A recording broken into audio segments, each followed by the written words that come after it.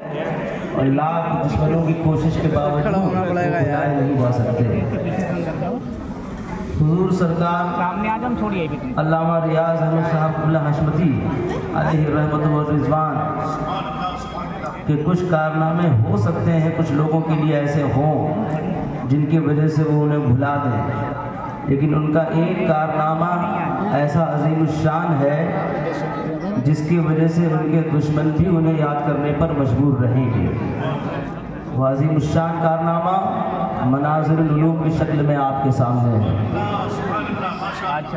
جہاں سینکڑوں بچے علم دین حاصل کرنے کے لیے آتے ہیں، اور آپ نے اپنی عقلریزی اور بے پناہ محنت اور مشقت کے بعد اس مدرسے کو چلایا بسایا، اس روشنی عطا کی، اور آج اس مدرسے کے ذریعے آپ دیکھ رہے ہیں کہ بابو قربا کی گلی گلی میں اللہ اور اللہ کے رسول صلی اللہ علیہ وسلم کا تذکرہ ہو رہا ہے، اور انشاءاللہ ہوتا رہے گا۔ میں نے جو آیت کریمہ پڑھی ہے اس پر گفتگو کے لیے بہت سارا وقت چاہیے، لیکن جہاں تک ہو سکتا ہے میں باتیں آپ کے سامنے اپنے ناقص مطالعہ اور ناقص علم کی بنیاد پر پیش کرنے کی کوشش کروں گا، لیکن چاہتا یہ ہوں کہ آپ سبھی حضرات میرے ساتھ آواز ملا لیجئے، ایک ماحول بنا لیجئے سننے سنانے کا۔ قاضی شہر علامہ ڈاکٹر مفتی یونس رضا صاحب قبلہ اویسی تشریف لا چکے ہیں، علامہ مظفر حسین صاحب قبلہ مصباحی صاحب کی بھی جلوہ گری ہے، اور ان قریب انشاءاللہ تعالی جتنے بھی مدعو کیے گئے ہیں علماء حضرات انشاءاللہ آپ کے روبرو ہوں گے۔ میری آواز کے ساتھ آواز ملائیے، دعا کیجئے کہ اللہ تعالی ہم سب کو مسلک اہل سنت والجماعت، مسلک اعلیٰ حضرت پر قائم دائم رہنے کی توفیق عطا فرمائے۔ یاد رکھیں علوم دینیہ انسانیت کے لیے، انسانوں کے لیے ہر دور میں ضروری رہی ہے، اور یہ ہے کہ ہمیں ضرورت نہیں رہی ہے کسی خدا کی، خدا کے تصور کی، خدائی قانون کی۔ ہم انسان اتنے عقلا ہیں اور اتنے عقل والے ہیں کہ ہم ہی اپنا قانون بنا کر دنیا کو راستہ دکھا سکتے ہیں، اور اپنی قانون کی بنیاد پر انسانوں کو زندہ رکھ سکتے ہیں ان کی انسانیت کے ساتھ۔ لیکن یہ دعویٰ کتنا کھوکھلا ہے، کتنا باطل ہے، یہ آپ تاریخ میں جائیں گے تو آپ کو معلوم ہوگا۔ ہم نے تاریخ میں دیکھا ہے کہ انسانوں نے جب جب کوشش کی ہے کسی قانون کو بنا کر چلنے کی اور انسانوں کے درمیان قانون دینے کی، تب تک وہ ناکام ہوئے ہیں اور فیل ہوئے ہیں۔ ہم نے تاریخ میں دیکھا ہے کہ جلوہ گری ہو گئی ہے، انشاءاللہ تبارک و تعالی آپ بترتیب سبھی کو سماعت کرنے کا شرف حاصل کریں گے۔ میری گفتگو سن لیجئے، تھوڑی دیر کی بات ہے، مجھے برداشت کر لیجئے۔ ان ہزاروں اور سینکڑوں فرزانوں میں ہو سکتا ہے کوئی میری بات نہ سمجھے، لیکن ایک دیوانہ جو دور دراز سے آیا ہے، اگر اس سے ابھی کہہ دیں گے کہ یہ سبحان اللہ، سب سے پہلے یہ کھڑا ہو کر کہے گا سبحان اللہ۔ انہیں کو میری بات سمجھ میں آ رہی ہے؟ سبھی لوگ ہے، دیکھا آپ لوگوں نے سینکڑوں پر دیوانہ بھاری ہے، اور آپ سبھی حضرات سے گزارش ہے ایک بار زندہ دلی کا ثبوت دیجئے، دعا کیجئے کہ اللہ تعالیٰ ہمیں 5 وقت کی نماز پڑھنے کی توفیق عطا فرمائے۔ بہت ضروری ہے تعلیم حاصل کرنا۔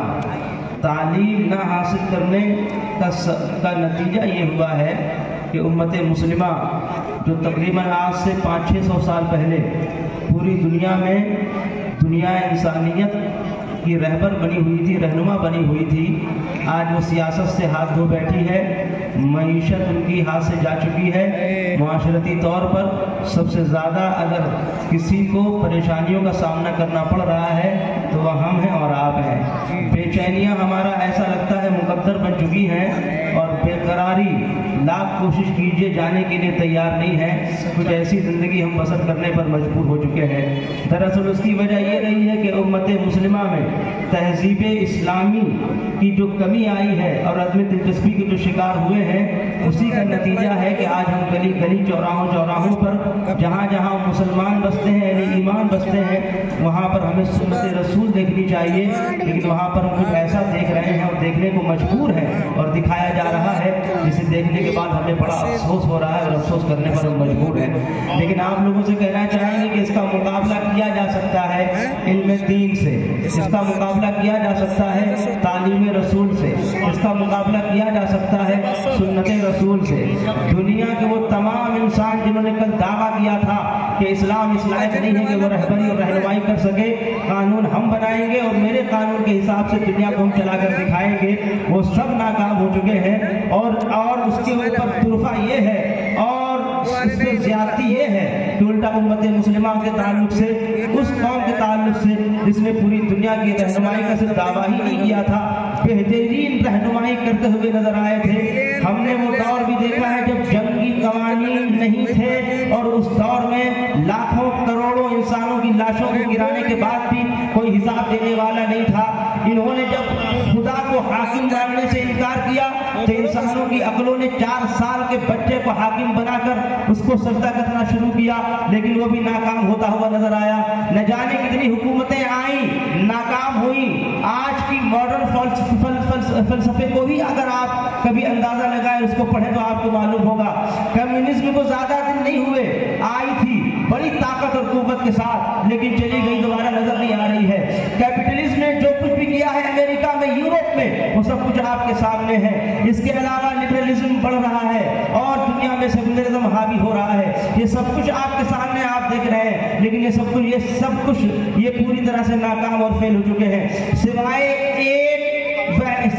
ایک نظریے کے جو نظریہ اسلام نے دیا ہے، قرآن نے دیا ہے۔ یہی وہ نظریہ ہے جو انسان کی اچھی رہنمائی کر سکتا ہے، رہبری کر سکتا ہے، لیکن اس کے لیے ضروری ہے کہ شرعی مسائل کو دریافت کیجئے، شرعی مسائل کے مطابق فیصلہ کروائیے۔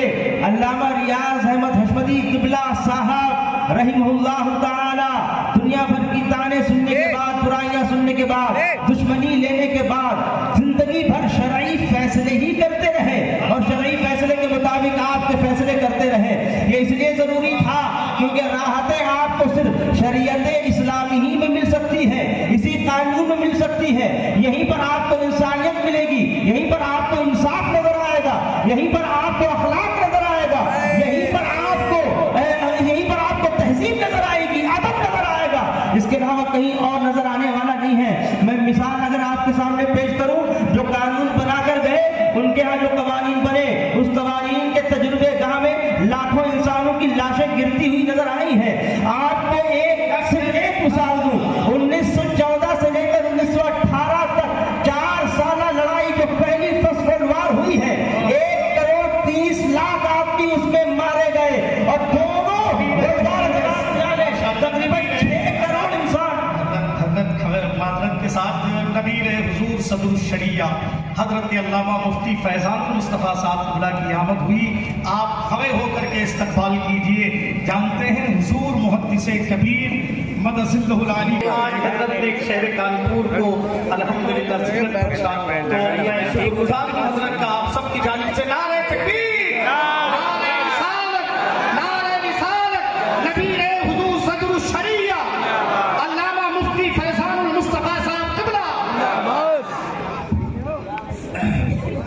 تشریف رکھیں۔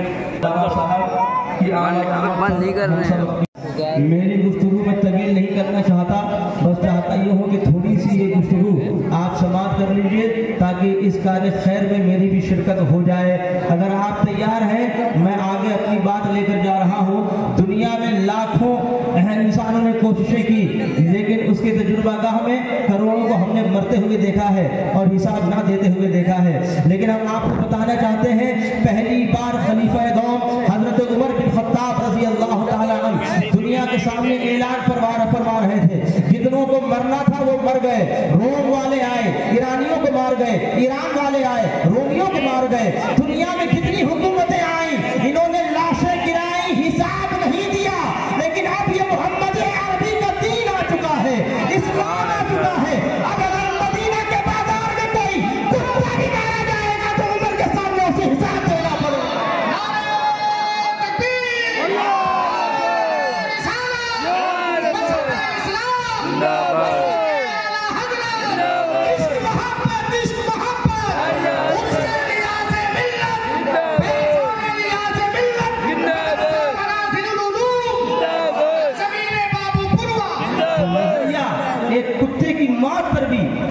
دینے کی بات کرتا ہو آج اسے قاتل کہا، آج اس کی اس نظریے کے ماننے والی قوم کو قاتل کہا جا رہا ہے، اسے آتنکواد سے تعبیر کیا جا رہا ہے، انہیں ٹیررسٹ کہا جا رہا ہے۔ کتنی بڑی جفا ہے، کتنا بڑا ظلم ہے، کتنی بڑی زیادتی ہے۔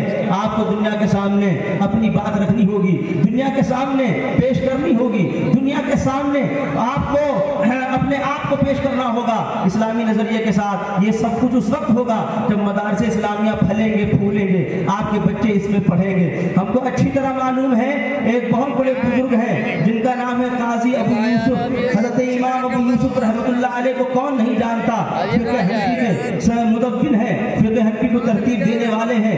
امام اعظم ابو حنیفہ رحمۃ اللہ علیہ کے سب سے قریبی شاگرد ہیں قاضی ابو یوسف۔ ان کے بچپن کا واقعہ جانتے ہیں، والدہ بیوہ ہو چکی ہے، شوہر کا انتقال ہو چکا ہے، باپ کا سایہ سر سے جا چکا ہے، غریبی کی وجہ سے ماں نے ایک دھوبی کی دکان میں لگا دیا ہے، وہاں یہ جا کر کپڑے دھوتے ہیں، جو کچھ پیسہ ملتا ہے شام کو اپنی ماں کے ہاتھوں میں آ کر رکھ دیتے ہیں۔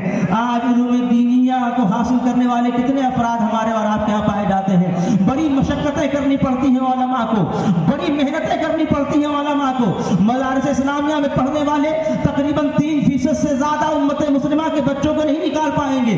97% آبادی آپ کی علم دین پڑھنے کے لیے تیار نہیں ہے۔ باپ کے مر جانے کے بعد وہ فاتحہ بھی کرنا ان کو نہیں آتا ہے، انہیں بچے کی پیدائش پر اذان دینے کا بھی شعور نہیں ہے۔ اتنی زیادہ بے عربی کی شکار جو قوم ہو جائے، اس قوم کا عزت کے ساتھ جینا، عزت کے ساتھ رہنا بڑا مشکل بن جاتا ہے۔ لیکن یہ واقعہ سن لیجئے، آخری واقعہ بتا رہا ہوں، اور اس کے بعد انشاءاللہ تعالیٰ آپ اپنے اگلے علماء کو سماعت کرنے کا شرف حاصل کریں گے۔ اگر سننا چاہتے ہیں، پورے مجمع سے گزارش ہے، میری آواز کے ساتھ آواز ملائیے، دعا کیجئے اللہ تعالیٰ ہم سب کو علم دین حاصل کرنے کی توفیق عطا فرمائے۔ مدرسے بڑی محنت سے تیار کیے جاتے ہیں، بڑے تانے سنائے جاتے ہیں علماء کو، بڑی مشکلات کا سامنا ہمیں اور اس دور میں چل رہے ہیں، کیونکہ زمانہ لبرل ہو رہا ہے، زمانہ سیکولر ہو رہا ہے، زمانہ آزاد خیال ہونا چاہتا ہے۔ ہر طرف آپ کو ویسٹرن کلچر کی پرچھائیاں ہی نہیں ملیں گی، پورا وجود ملے گا۔ ہر کوئی یورپ کی تقلید میں جینا چاہتا ہے۔ مغربی تہذیب کا اتنا اثر شاید اور ممالک میں نہیں پایا جاتا ہوگا یا پایا جاتا ہوگا جتنا ہم امت مسلمہ میں دیکھ رہے ہیں، ہمارے گھروں میں اور آپ کے گھروں میں دیکھ رہے ہیں۔ اللہ کے لیے اسے دور کیجیے اپنی زندگی سے۔ یہ دھیرے دھیرے الہاد کی طرف لے جانے والا نظریہ ہے، دھیرے دھیرے بے دینی کی طرف لے جانے والا نظریہ ہے۔ سب سے بدترین نظریہ ہے یہ، جو مغربی تہذیب دنیا بھر کو دینا چاہتی ہے، خاص طور پر امت مسلمہ کے بچوں کو۔ اسی کی پاداش میں تو آپ birth day per thank you کہتے ہوئے نظر آ رہے ہیں، اسی کی پاداش میں تو آپ کے یہاں بفر سسٹم رائج ہو چکا ہے، اسی کے نتیجے میں تو آپ شادیاں بھی کرنا چاہتے ہیں تو امیر ٹائپ شادی کرنے کا رواج ہو چکا ہے۔ فضول خرچی کا یہ عالم ہمارے اور آپ کے یہاں کیسے پیدا ہوا؟ یہ سب مغربی تہذیب کا اثر ہے۔ اسلامی تہذیب کو گھر لائیے۔ اسلام دین راحت ہے، اسلام دین رحمت ہے، اسلام دین فطرت ہے، اسلام دین انسانیت ہے، اسلام دین محبت ہے، اور اسلام ہی وہ آخری امید ہے جو انسانیت کا بیڑا پار کر سکتا ہے۔ اس کے علاوہ دنیا میں اور کوئی تہذیب نہیں بچی ہے۔ میں آپ کے سامنے پیش کر رہا ہوں، قاضی ابو یوسف بچے ہیں، ماں بیوہ ہو چکی ہے، دھوبی کے ہاتھ کپڑا دھونے جا رہے ہیں، کوئی کچھ پیسہ ملتا ہے ماں کے ہاتھ میں آ کے رکھ دیتے ہیں۔ کسی نے بتایا کوفہ میں رہا کرتے تھے، آپ نہیں جانتے، نعمان بن ثابت رضی اللہ تعالیٰ عنہ کو، امام اعظم ابو حنیفہ کو جامع مسجد میں درس دیتے ہیں۔ آپ اگر پڑھنا چاہتے ہیں جایا کیجئے، وہ آپ کو پڑھائیں گے۔ ان کو شوق ہوا، یہ بھی جانے لگے۔ قاضی ابو یوسف جب وہاں پہنچے، ایک دن پڑھا، 2 دن پڑھا، 3 دن پڑھا، کسی نے جا کر ان کی ماں سے شکایت کر دی، جانتی ہو تمہارا بیٹا کہاں جاتا ہے؟ مدرسے میں جاتا ہے، علم دین حاصل کرنے جاتا ہے، امام اعظم ابو حنیفہ کے پاس جاتا ہے۔ ماں غصے میں دوڑ کر آئی، امام ابو حنیفہ رحمۃ اللہ علیہ پڑھا رہے تھے، اپنے بچے کا ہاتھ پکڑا، اٹھا دیا۔ امام اعظم ابو حنیفہ نے پوچھا میری بہن کیا بات ہے؟ کہا ابو حنیفہ میرا بچہ پڑھنے کے لیے نہیں پیدا ہوا ہے، اس کے باپ کا انتقال ہو چکا ہے، میں بیوہ ہوں، میرا بچہ غریب ہے، میں غریب ہوں، مجھے پیٹ کی فکر ہے، میرا بچہ کام کرنے کے لیے جاتا ہے، اسے بہکائیے مت، اسے یہاں مت لے کر آئیے، چھوڑ دیجئے اس کو آزاد، اگر یہ یہاں پڑھنے آئے گا تو پھر ہم اپنا پیٹ کیسے پالیں گے؟ یہ امیروں کی باتیں ہیں، وہ کیسے کیسی مائیں ہوا کرتی تھی اس دور میں، کتنی عظیم مائیں ہوا کرتی تھی اس دور میں. وہ کہنے لگی اپنے بچے کے متعلق، امام ابو حنیفہ نے کہا آپ کو اپنی غریبی پر افسوس ہے، آپ کو اپنی خستہ حالی پر افسوس ہے. میری بہن اپنے بچے کو علم دین حاصل کراؤ، قرآن پڑھاؤ، رسول اللہ کی تعلیم دو. میں اس کے ماتھے پر دیکھ رہا ہوں کل یہ بڑا ہو کر وقت کے بادشاہ کے ساتھ بادام کا فالودہ پیتا. ان کی ماں نے کہا ابو حنیفہ میں ان باتوں میں آنے والی نہیں ہوں، میرا بچہ اس لائق نہیں پڑھے گا. لے گئی. کچھ دنوں کے بعد امام اعظم ابو حنیفہ نے دوبارہ بلوایا. قاضی ابو یوسف آئے، کہا آپ پڑھنا چاہتے ہیں؟ آپ پڑھنا چاہتا ہوں، آپ پڑھیے، یہیں آئیے، پیسے کی فکر مت کیجیے. ایک تھیلی دی، 2900 درہم اس میں تھے. آپ نے کہا اسے لے جائیے، گھر کا خرچ چلائیے، جب ختم ہو جائے واپس آئیے پھر لے جائیے، اب آپ کو صرف پڑھنا ہے. قاضی ابو یوسف پڑھنے لگے، جوان ہوئے، بڑے ہوئے. جانتے ہیں کتنے بڑے عالم ہوئے؟ ہارون رشید نے ان کے پاس پیشکش کی کہ حضور اگر آپ کی منظوری ہو تو میں آپ کو جج بنانا چاہتا ہوں، چیف جسٹس. ایک غریب گھرانے کا بچہ، پیشکش ہوئی چیف جسٹس بننے کی، قاضی بننے کی. قاضی ابو یوسف نے قبول کر لیا، آپ بن گئے. ایک دن انہوں نے کہا کہ آپ کی دعوت ہے، دسترخوان پر تشریف لائیے گا. قاضی ابو یوسف پہنچے، انہوں نے گلاس میں کچھ ڈھال کر قاضی ابو یوسف کے سامنے رکھا. انہوں نے پوچھا اس میں کیا ہے؟ تو ہارون رشید نے جواب دیا کچھ نہیں، میں نے سوچا آپ آ رہے ہیں تو آپ کے لیے بادام کا فالودہ بنا. قاضی ابو یوسف مسکرائے. انہوں نے کہا آپ مسکرائے کیوں؟ تو انہوں نے کہا مسکرائے کچھ بات یاد آ. کیا بات یاد آ گئی؟ کہا جب میری غربت کا زمانہ تھا میری ماں افسوس کرتی تھی تو میرے استاذ ابو حنیفہ نے کہا تھا میری بہن اس کو پڑھاؤ، یہ بچہ کل بڑا ہو کر بادشاہ، وقت کے بادشاہ کے ساتھ بادام کا فالودہ پیتا ہوا نظر آئے گا. آج یہ وہی وقت ہے. ہارون رشید مسکرانے لگے تو انہوں نے پوچھا آپ کیوں مسکرا رہے ہیں؟ کہا دنیا اپنے آپ کے استاذ کی جو شان بہت نرالی ہے، دنیا اپنی آنکھوں سے دیکھا کرتی ہے، آپ کا استاذ اپنی عقل سے دیکھا کرتا تھا. یہ داستان ہے پوری دنیا میں سب سے بڑا فقہ حنفی، پوری دنیا کو فالو کرنے، پوری دنیا کی سب سے بڑی آبادی اسی فقہ کو فالو کرتی ہے. قاضی ابو یوسف کا بڑا احسان ہے. علامہ ریاض احمد قبلہ حشمتی کا بھی بڑا احسان ہے. ایک عظیم الشان درس انہوں نے قائم کیا ہے. اسے فروغ دیجیے، اسے پڑھائیے، اپنے بچوں کو یہاں پڑھائیے. انشاءاللہ وقت رہا دوبارہ ملاقات ہوگی. وما علینا الا البلاغ. السلام علیکم.